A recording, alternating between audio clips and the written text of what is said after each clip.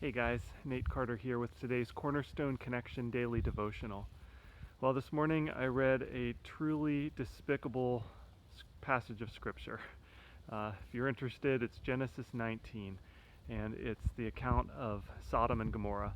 And you see just a really horrible picture of humanity, and really not a very great portrayal of Lot, who is supposed to be the righteous character in the account.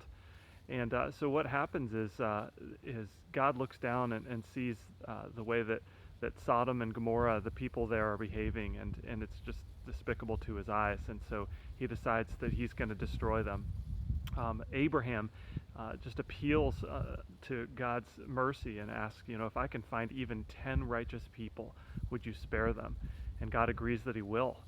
And so he sends two angelic messengers to Lot to tell him that the city's going to be destroyed and to get out. And a whole bunch of really disgusting things happen, and you can read through it if you want to see the details. But at the end of the day, finally they tell him, this city is going to go, it's going to burn. And an interesting response happens. Lot drags his feet. He doesn't move right away. He doesn't start leaving town. In fact, it's not until the next morning at dawn that the angels say to Lot, "You've got to go now. God's about to destroy this city."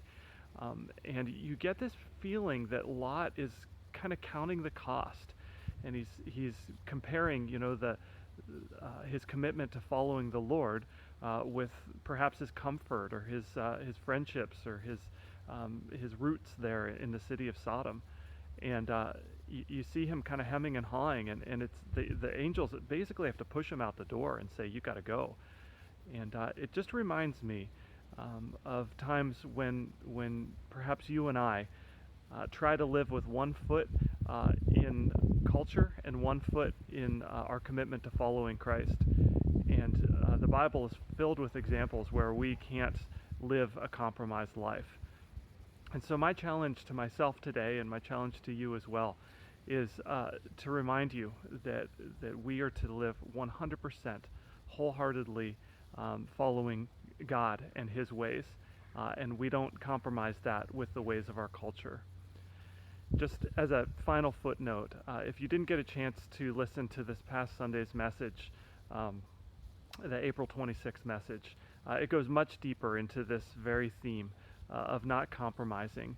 And I encourage you to go to cornerstonemarshfield.com and look up last week's message if you missed it, because it goes a lot deeper than I have time for today.